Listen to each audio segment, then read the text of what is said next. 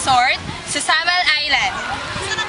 Ito ay 15 minutes boat ride lang from Angels Cove. Kung saan nagkayaking kami and nag-snorkeling.